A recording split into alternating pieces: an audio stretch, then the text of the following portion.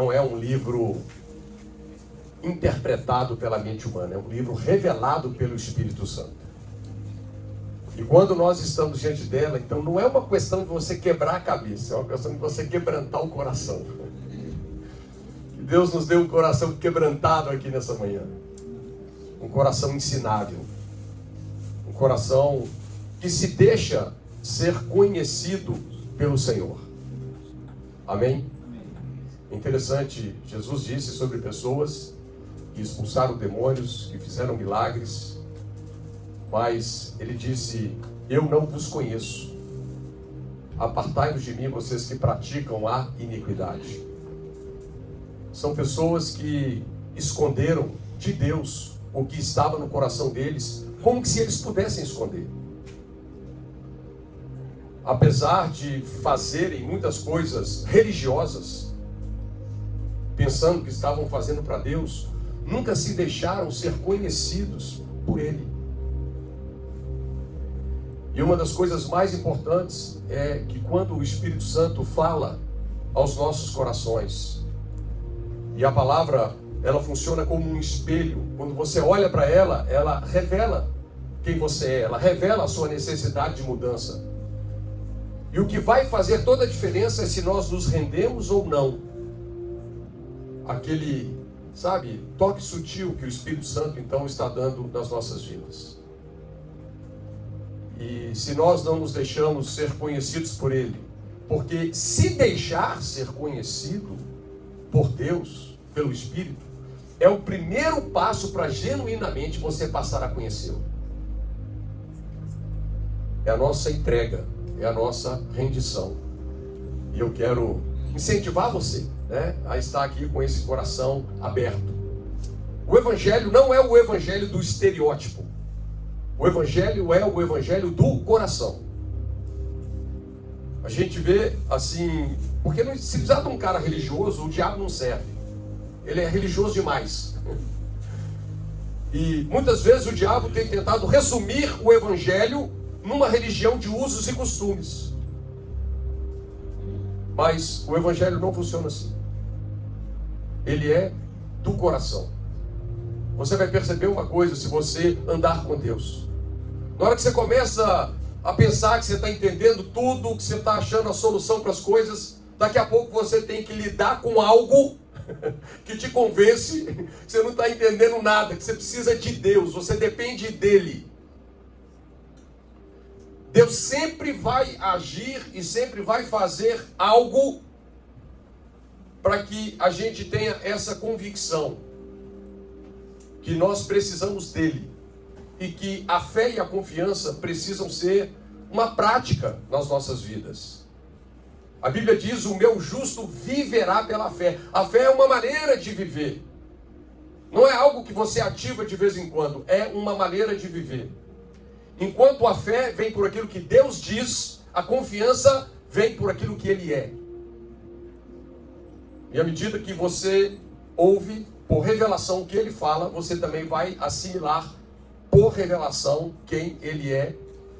E a nossa vida entra num ciclo contínuo de mudança, de transformação. Porque quando você muda a sua mente, você muda tudo na sua vida, de dentro para fora.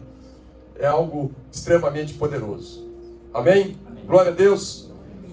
Pai, obrigado aqui pela sua doce presença conosco. Obrigado por esse amor tão abundante, esse amor tão generoso.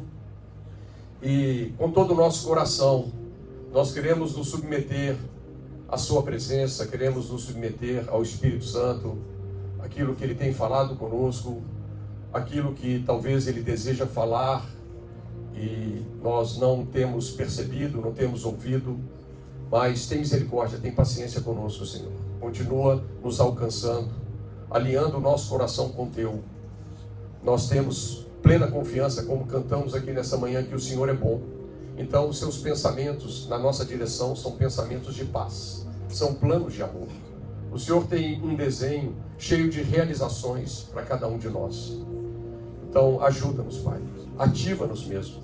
Senhor, não nos deixa estancados, não nos deixa ensimesmados, mas que o Senhor possa nos ativar E essa boa obra que o Senhor começou em cada um de nós, que ela seja completada para a glória de Jesus. E aquele que crê, diga amém. Amém, queridos? Glória a Deus. Eu quero continuar um pouquinho o que eu estava falando ontem.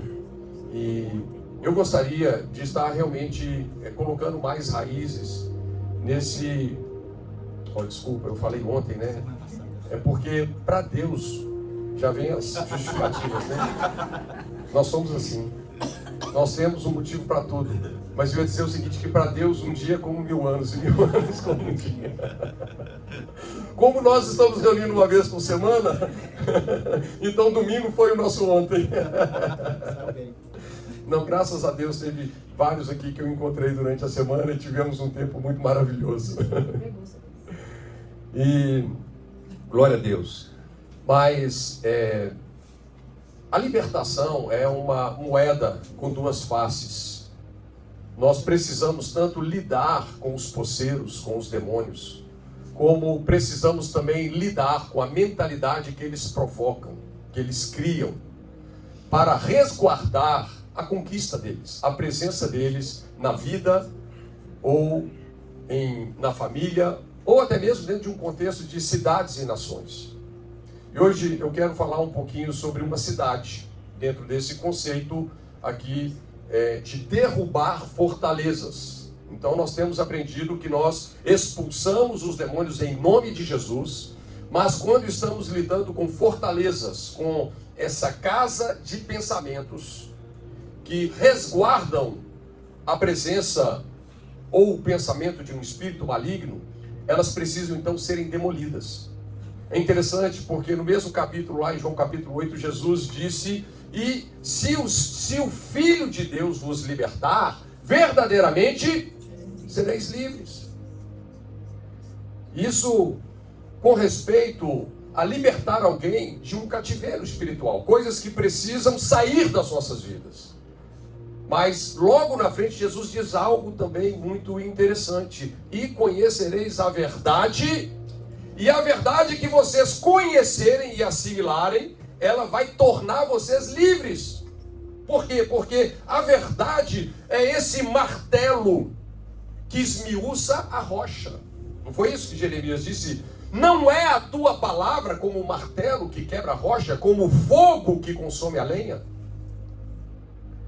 E o objetivo de Deus é demolir essas fortalezas que foram criadas por espíritos imundos e que a nossa mente possa se tornar uma fortaleza edificada pelo Espírito Santo, pela palavra revelada, pelo Cristo revelado, pelo Evangelho revelado. Ok?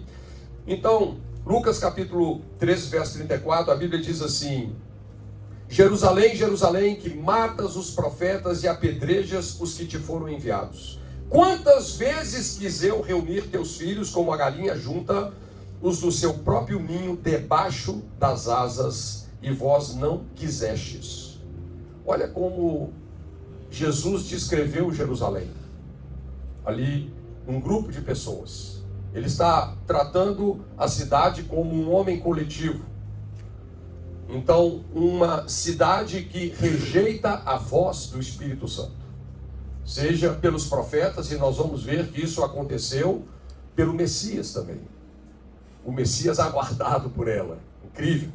Mateus 5,34, a Bíblia diz: eu, porém, vos digo, de modo algum jureis, nem pelo céu, por ser o trono de Deus, nem pela terra, por ser estrato dos seus pés, nem por Jerusalém, por ser a cidade do grande rei.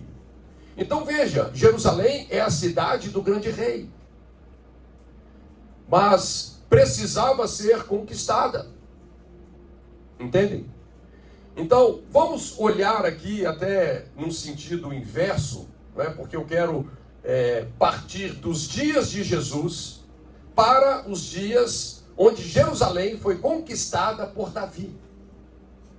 E nós vamos entender então, dentro dessa jornada aqui, tá certo? Nós vamos compreender algumas verdades sobre essas fortalezas da mente que precisam serem demolidas, né? Então, quando nós olhamos para os dias de Jesus, Jerusalém para ele não era um lugar nada amistoso. Na verdade, Jesus não tinha sossego ali em Jerusalém. Sempre tinha alguém enviado para sondá-lo, para pegá-lo em alguma palavra, para ver se achava algum dolo na sua forma de falar, nos seus feitos. Mas era incrível a sabedoria que repousava sobre Jesus para lidar com toda essa adversidade que era extremamente clara, né? Então a gente percebe que havia, sem sombra de dúvidas aqui, um teto espiritual sobre aquela cidade, o qual Jesus advertiu, alertou de forma muito clara os seus discípulos. Diz para eles: olha, tenham muito cuidado com o fermento dos fariseus. E nós vamos entender um pouquinho isso aqui. Sabe, quando nós falamos sobre esses assuntos, eu creio que eles também são muito importantes para despertar em nós, como igreja, uma consciência da dimensão espiritual. Um dos pontos altos da carta que Paulo escreveu aos Efésios foi exatamente dar olhos à igreja ali para ver, ler com precisão, né, o mundo espiritual, que ele é real. Queridos, essa dimensão invisível, ela é mais real até do que a visível. Entende? Essa dimensão onde os anjos, os demônios estão operando, né, é uma realidade muito grande, e a gente precisa então se aperceber a tudo isso. E a minha oração é que, sobretudo, a gente não só se torne mais consciente da dimensão espiritual, como também existe uma necessidade muito grande de nós aumentarmos a nossa consciência de Deus, da sua presença. Às vezes nós estamos nos relacionando com pessoas que conhecem a Jesus, mas existe uma consciência de Deus ainda muito tímida, né? E a gente precisa de trabalhar isso. Então, nós vamos perceber que Davi, ele enfrentou tremendos desafios para conquistar Jerusalém nos seus dias, né? Nós vamos ver que Jebus, havia um povo ali que já estava na lista daqueles poceiros que tinham que ser arrancados da terra, né? O tempo deles já tinha acabado, mas olha, nenhum dos heróis daqueles dias bíblicos, falando de toda a geração de Josué, né, que depois discipulou os anciãos e depois vieram os juízes, nenhum deles conseguiu entrar em Jerusalém. Era uma fortaleza, havia uma dificuldade muito grande de vencer a cegueira espiritual que estava ali. Mas Davi venceu. Mas é interessante, nós vamos ver que talvez nos dias de Jesus, isso ainda se tornou mais difícil ainda. Jesus colocou dessa maneira, né? Quando um espírito imundo sai do homem, ele anda por lugares áridos, procurando repouso. E se ele não encontra, ele raciocina, tá? Ele é uma pessoa sem corpo, é uma persona. Ele pensa, ele raciocina: olha, vou voltar para minha casa de onde saí. E muitas vezes encontra aquela casa varrida e adornada, e ele volta com 7 piores. Sabe por que Jesus contou, vamos dizer, essa parábola que em muitos aspectos destrincha o mundo espiritual? Porque foi isso que Jesus encontrou nos seus dias, quando ele entrou em Jerusalém. É interessante como aquela entrada triunfal de Jesus montado num burrinho, sabe, a ira dos fariseus.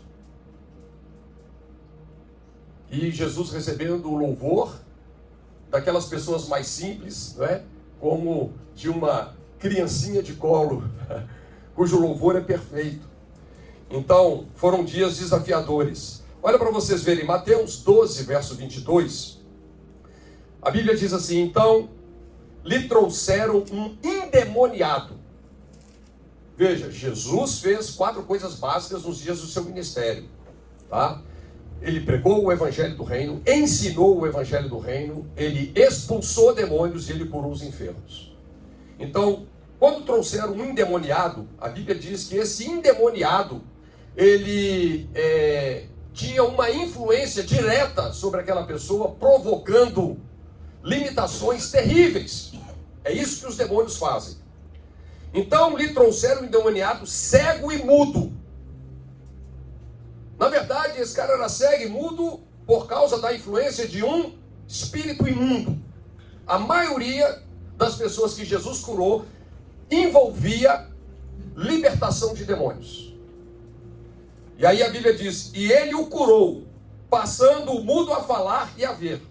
E toda a multidão se admirava. O que a multidão fazia? Estava admirada. Queridos, aquelas pessoas não viam esse tipo de coisa. Um cego voltar a ver. Um mudo falar. A multidão estava em choque. A multidão estava admirada. E a admiração da multidão deixava os religiosos, os fariseus, possessos. Eles não suportavam a aprovação que Jesus tinha diante da multidão. E aí a multidão disse assim, é este porventura o filho de Davi? Por quê? Nós estamos falando de Jerusalém, a cidade do grande rei. Jerusalém tanto foi a cidade de Davi, como foi aquele alvo de Jesus. Por quê? Porque Jesus, profeticamente, ele é o filho de Davi. E eles perguntaram nesses termos. Quando falava sobre alguém ser filho de Davi, estava chamando essa pessoa de Messias, dentro desse contexto. Ok? Aí a Bíblia diz assim no verso 24, mas os fariseus, ouvindo isso, murmuravam, este não expele demônios, senão pelo poder de Beelzebu, maioral dos demônios. Olha só onde é que os caras foram para fechar os seus ouvidos para o Espírito de Deus. Que coisa.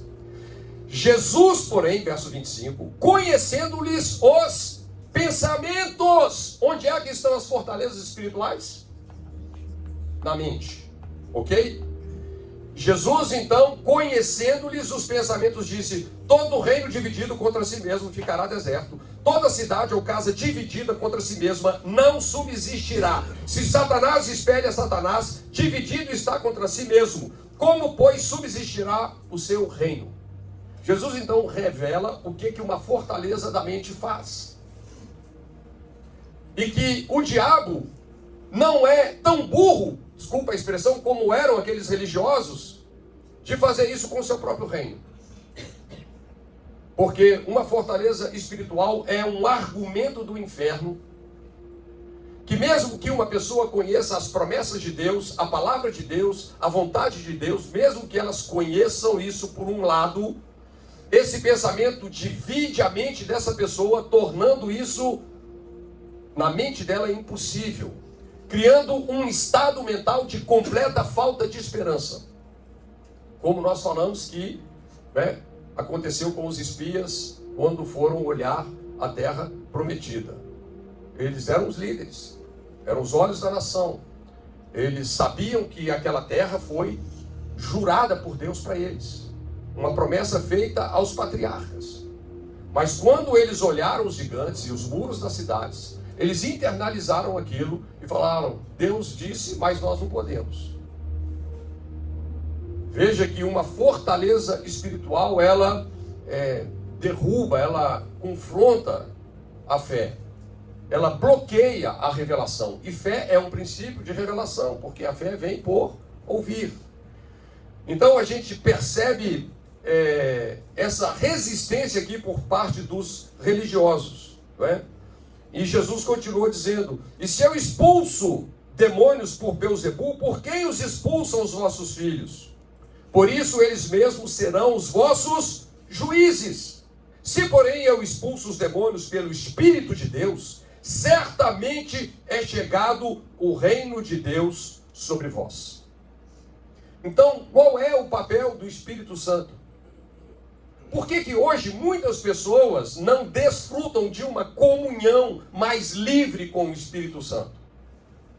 Porque ainda existem fortalezas na mente que precisam serem demolidas.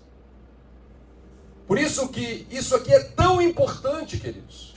Esse processo, né? Porque enquanto pôr um inquilino para fora de casa é uma coisa relativamente fácil, mas demolir uma fortaleza é um processo que nós precisamos nos tornar pessoas muito intencionais, sabe? Principalmente, vou colocar assim, né? O que vai fazer toda a diferença não é você ouvir a voz de Deus, a voz dos profetas, a voz do Messias, a voz de alguém que falou uma palavra de Deus para você, ou a voz de Deus em direção pessoalmente à sua vida.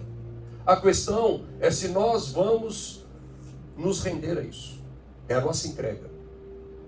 Essa geração foi uma geração que ouviu a voz do Messias por todos os cantos dela. Mas eles o quê? Fecharam o coração.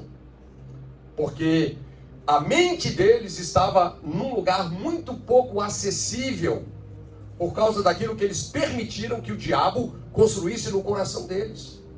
Você se lembra das palavras de Pedro lá para Ananias e Safira? Por que vocês permitiram que o diabo enchesse o coração de vocês? Sabe, cada um é responsável pelo seu coração.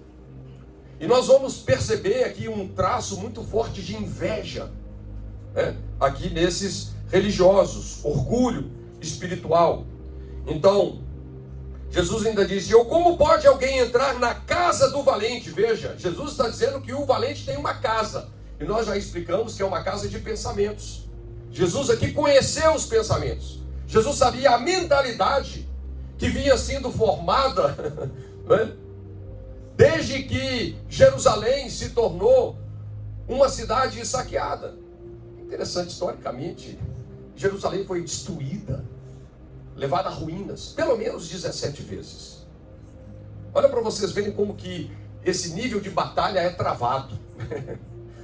E Jesus estava aqui para refazer as coisas, né? Então, como pode alguém entrar na casa do valente e roubar-lhe os bens sem primeiro amarrá-lo? Então veja, nós temos tanto que lidar com o valente como com aquilo que ele edificou, a fim de matar, roubar e destruir. Então lhe saqueará a casa. E aí Jesus disse: quem não é por mim é contra mim, quem comigo não ajunta espalha. Deixa eu explicar uma coisa, queridos. Jesus estava dizendo para aquela geração: só existe uma opção de vocês se tornarem uma nação livre, ou uma pessoa livre. Veja, o mesmo princípio que liberta uma pessoa, liberta uma nação. Só existe uma maneira disso acontecer. Só existe uma possibilidade disso acontecer. Sou eu. Quem comigo não ajunta, espalha. Você vai ter que tomar a sua decisão. Quem não é por mim, é contra mim. É interessante, às vezes tem pessoas que levam coisas assim pessoais dentro da igreja, uns contra os outros. E eles não têm essa consciência, né? Que Jesus disse: eu edificarei a minha igreja e as portas do inferno não prevalecerão contra ela. Quando as pessoas às vezes têm atitudes assim, elas estão tomando um lado muito perigoso. Elas estão sendo manipuladas, ludibriadas. E muitas vezes estão cooperando para que opiniões muito complicadas da parte do diabo sejam formadas. Vocês perceberam aqui que assim que Jesus curou esse endemoniado que era cego e mudo, esse espírito emitiu uma opinião sobre ele. Já colocou lá no coração dos caras: ele faz isso pelo maioral dos demônios. Olha que coisa. E aquela opinião ficou dominante ali entre eles. Colou bem, né? Que coisa. Então nós precisamos de muito discernimento em todas essas questões. E ele ainda disse: por isso vos declaro, todo pecado e blasfêmia serão perdoados aos homens, mas a blasfêmia contra o Espírito não será perdoada. Se alguém proferir alguma palavra contra o Filho do Homem, ser-lhe-á isso perdoado, mas se alguém falar contra o Espírito Santo, não lhe será isso perdoado, nem neste mundo, nem no porvir. Vocês sabem, tem muitas pessoas que se confundem aqui dentro desse conceito, né? Principalmente os novos convertidos. Porque o diabo, ele ama colocar condenação dentro das pessoas. Que vamos dizer, algo é um pensamento contra o Evangelho, contra aquilo que Jesus fez, né? Porque no Evangelho é a boa notícia que ele perdoou todos os nossos pecados. Mas aquela pessoa infante, né, ela começou ali a vida cristã há pouco e ela fez algo e de repente o diabo vem e fala: você blasfemou contra o Espírito Santo. Eu já aconselhei muita gente assim, né? Falei: querido, deixa eu te explicar uma coisa. Se você está preocupado que você tenha sequer entristecido o Espírito Santo, vão nem falar que você blasfemou. Isso já é a maior evidência que você não fez isso. Por quê? Porque a blasfêmia, vocês estão entendendo o que é a blasfêmia contra o Espírito Santo? É os caras se deixarem levar por uma falta de se renderem à verdade, ao ponto de atribuírem o que Jesus fez e falou pelo Espírito a um diabo. Ou seja, a pessoa do Espírito Santo é a pessoa de Deus residente aqui na terra. A missão do Espírito Santo é convencer o homem do pecado, no singular, não é de pecados plural não, tá? É convencer o homem do pecado, ou seja, que ele está espiritualmente morto. E a única forma dele nascer de novo é pela fé em Jesus. Por isso que a Bíblia diz que o Espírito Santo convence o homem do pecado, não é? Porque não creram em mim. Então, o Espírito Santo não é alguém que quer te dar uma lista de coisa errada que você faz. Ele quer, o foco dele é dizer: olha, a única maneira de você se salvar é colocando a fé em Jesus. O maior problema não é o tanto de coisa errada, porque isso é óbvio que nós fizemos. O ponto principal agora é entender o que de certo Jesus fez e levou a cabo para nos redimir completamente. Então, onde que eu estava aqui? Sobre a blasfêmia do Espírito. Então, o Espírito Santo é a única possibilidade de uma pessoa ouvir a voz de Deus dentro dele.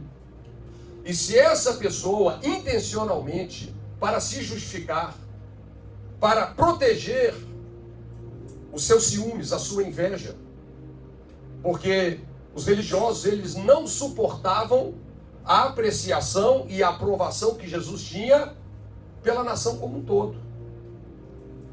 E eles, para protegerem, não é, esse tipo de coisa, até com respeito à opinião das pessoas, eles foram a esse ponto de não se deixarem convencer pelo Espírito Santo a ponto de atribuir o que ele faz a um capiroto.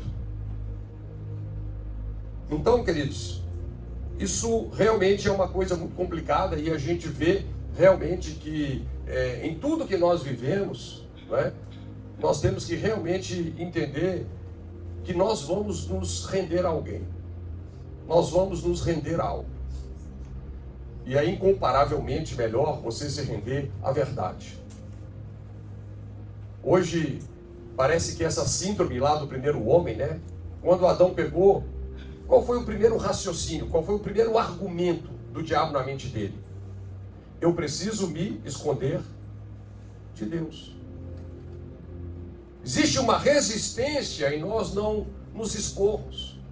Existe, parece que algo automático de passarmos a esconder da verdade. Como eu falei lá no início, de não nos deixarmos ser conhecidos por Deus. Gente, é muito libertador. E esse é o convite do Espírito Santo, porque o Espírito Santo não é um prêmio para quem faz tudo certinho. O Espírito Santo é ajuda para quem pede socorro. E é maravilhoso quando você pode ir ao Espírito Santo e abrir o seu coração. O Espírito Santo, olha, estou vendo aqui, eu estou extremamente inseguro nessa área. Estou incrédulo naquela ali. Eu ainda sinto muita atração dessa maneira aqui. Você se deixar ser visto. Você se deixar ser conhecido. É isso que as pessoas que praticam a iniquidade não permitem. E por isso eles, mesmo que fazendo muitos atos religiosos de expulsar demônios e curar enfermos, Eles não se deixam serem conhecidos e estão praticando a iniquidade. Jesus falou, o que Jesus falou para eles? Não vos conheci. Não vos conheço. Ou seja, o Espírito Santo está chamando a gente para esse lugar chamado verdade. É isso que realmente vai mudar todas as coisas. Como eu disse para vocês, o primeiro lado da moeda, né? Se o Filho vos libertar, verdadeiramente sereis livres. Mas tem a continuidade. Jesus fala, se vocês forem meus discípulos, permanecereis na minha palavra. O que é um discípulo? É uma pessoa que abriu o coração para aprender o tempo todo. É um aprendiz. Entende? Por isso que Jesus completou dessa forma. E conhecereis a verdade, e a verdade vai te libertar. Qual é a verdade que liberta alguém, que demole essas fortalezas da mente? É aquela verdade que você conhece por revelação do Espírito. É aquela verdade que você assimila. É aquela verdade que se torna essa marreta, né? Que quebra a rocha, que desfaz a casa do diabo, que muda completamente a nossa forma de pensar e acreditar. Porque, basicamente, o que é a religião? É uma pessoa, na sua força, tentando se comportar melhor. Isso aí é o ensino do capeta. É antagônico ao Evangelho. O Evangelho é o Evangelho da graça. Somos salvos pela graça, o que Jesus fez por nós. Não tem nada a ver com aquilo que você possa fazer para se salvar. Somos salvos pela graça, mediante a fé. Você não é salvo porque você está fazendo um monte de coisas boas ou certas. Não que você não tenha que fazê-las, mas você não é salvo por causa disso. Você é salvo porque só teve uma pessoa que fez todas as coisas certas. Ele é o Messias. Ele é o seu Salvador. Ele é o grande rei aqui de Jerusalém e se tornou rei das nossas vidas também. Então, libertar Jerusalém aqui, queridos, significava, não é, demolir esse teto espiritual que havia sobre toda a cidade, que Jesus chamou de fermento. Por que Jesus chamou de fermento? Porque essa mentalidade, ela passou, não é, calçada por esses demônios, é claro, ela passou a perseguir Jesus ferozmente, até ao ponto de levar Jesus à morte de cruz. Se você ler Mateus capítulo 27, você sabe qual foi a razão pela qual os religiosos resolveram crucificar Jesus? Foi inveja. O texto lá fala claramente, inveja. Jesus chega a dizer assim em João, odiaram-me sem motivo. O que é a inveja? É um ódio sem razão. Eu te odeio porque você tem o que eu não tenho. Seja o reconhecimento, sejam os bens, seja o que for. Parte de uma mente escrava e vitimista. Veja, Jesus antes da crucificação, ele estava ali diante de Pôncio Pilatos. Lembra? Quando Pilatos lavou as suas mãos. E por que ele lavou as suas mãos? Porque poderia se soltar um preso naquele momento. Era um costume. E havia um cara barra pesadíssima chamado Barrabás. O cara era assassino. Né? Havia um grupo de pessoas, de assaltantes, né? Que eles tinham um pequeno punhal, eles apunhalavam e roubavam as pessoas. E o Barrabás era dessa turma para lá. Agora, o que eu quero que você entenda, quando nós estamos falando sobre os fariseus naquela época, era como se fosse, põe amor nas minhas palavras, como se fosse a classe dos pastores hoje. Os fariseus, eles eram zelosos pelos bons costumes. Os escribas escreviam a palavra de Deus, sabe, com todo zelo. Eles estavam lá escrevendo algum livro da Bíblia numa pele de cabra, e quando aparecia o nome de Deus, eles paravam aquilo, iam para um ritual de batismo, de um banho de purificação, só para escrever o nome de Deus. Então eles eram tidos como homens de bem. E permitiram que, por causa de um argumento de inveja, o coração deles se tornasse completamente dominados, até o ponto deles manipularem uma multidão para gritar em alto e bom tom: solta o Barrabás e crucifica Jesus. Sabe o que eles estavam fazendo quando eles deram essa dica para o povo? Eles estavam jogando na lata do lixo todos os princípios morais que eles diziam que guardavam. Então, queridos, não menospreze os ardis do diabo. Porque quando o diabo planta um argumento, um pensamento para entortar, para corromper a sua mente, aquilo pode gerar emoções tão fortes, porque não existe nada que te convence mais do que uma emoção. Uma pessoa, às vezes por causa de uma emoção forte, numa fechada que ele toma no trânsito, às vezes ele tira a vida de uma outra pessoa. Ele acaba com a vida dele. E por isso que o princípio da fé é um princípio tão poderoso, né? Porque mantém a nossa mente lavada, né? Então, nós estamos compreendendo aqui que o homem forte, ele ocupa uma fortaleza. Eles têm uma estratégia para entrarem, que muitas vezes é diferente como eles estrategicamente querem permanecer. Eles precisam ir construindo dentro de um processo, uma mentalidade. E essa é a luta de muitos de nós, porque eu não sei com quantos anos você realmente teve uma experiência com Jesus, mas muitos de nós vivemos muitos anos, e o diabo fez muitos ninhos na nossa forma de pensar e acreditar.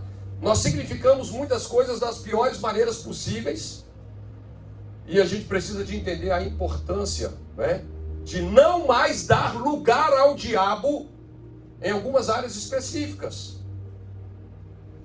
Fortalezas da mente que podem estar baseadas em argumentos de inveja, de ciúmes, de comparação, de medo, de ódio de si mesmo, de ira. Mas é possível a gente lidar com isso. E a última coisa aqui que a gente tem falado, que os demônios precisam ser expulsos e as fortalezas precisam serem demolidas. Eu iria agora entrar aqui dentro da parte de Davi, a fortaleza de Sião, mas nós estamos aqui com o nosso horário muito adiantado. Eu vou ter que dar uma pausa aqui e a gente então faz a continuidade no domingo que vem. Tudo bem, queridos? Amanhã. Amanhã, gente. No nosso amanhã aqui, a gente então continua. Tá ok? E reflita então sobre isso, tá? Só quero deixar aqui para você 3 tipos de mentalidades que podem estar presentes em mim e em você. A primeira mentalidade é aquela mentalidade do escravo, quando Israel estava no Egito. Tá certo? Então, aqui a tônica é medo e vitimismo. Eu vivo a vida morrendo de medo e a culpa é sempre de alguém. Pessoas que nunca assumem responsabilidade da própria vida e do próprio coração. Mas foi uma mentalidade forjada em 430 anos ali no Egito. Foram gerações, tá ok? Segundo tipo de mentalidade que uma pessoa pode ter é a mentalidade do deserto. Vocês entendem? O deserto é um lugar de passagem. O deserto não é um lugar para você ficar. Deus deu o deserto, mas também deu a lei. Por quê? Deus deu o deserto, Deus deu as adversidades, mas deu a palavra. Para a gente aprender a não viver por vista, por aquilo que nós sentimos, mas por fé. Então o deserto é um lugar de treinamento. Mas se nós fecharmos o coração para a coluna de nuvem, para o guiar do Espírito, para o Deus que fala, olha, a gente pode ficar no meio do caminho. E com certeza, no deserto, enquanto não renovamos a mente, aquela mentalidade que foi formada no Egito vai criar muitos desconfortos. Não é mais o chicote de um faraó, mas é o desconforto provocado por uma mentalidade reprovada. Ok? E o terceiro tipo de mentalidade, que é onde Deus quer nos levar, é a mentalidade da terra prometida. A Bíblia diz que Deus não nos deu espírito de escravidão para vivermos em medo, mas nos deu um espírito de adoção, que clama Abba Pai. Então Deus nos chamou para vivermos aqui com uma mentalidade de filhos, devolvidos ao nosso propósito original. Qual foi o propósito original de Deus para o homem? Tenha ele domínio. Aqui você passa a viver com uma mentalidade onde você governa, onde você tem domínio no mundo espiritual. Você não vai achar em nenhum lugar, quando Deus deu esse tipo de domínio, você não vai achar em nenhum lugar um homem dominando o outro. Isso aí já foi problema da queda, tá? Mas nós temos esse governo no mundo espiritual. E precisamos usar a nossa autoridade nessa direção. Por isso que a autoridade que Deus nos deu não é para destruir ninguém. A autoridade que Deus nos deu é para salvar pessoas, para edificar a igreja, para abençoar pessoas. Agora, quando nós dirigimos a nossa autoridade sobre os demônios, o pau quebra. Né? Então funciona dessa maneira. Então aqui, queridos, a mentalidade da terra prometida é a mentalidade de um soldado. É a mentalidade, no hebraico, de um gibor. Ou seja, você agora passa a ter uma mentalidade de conquista.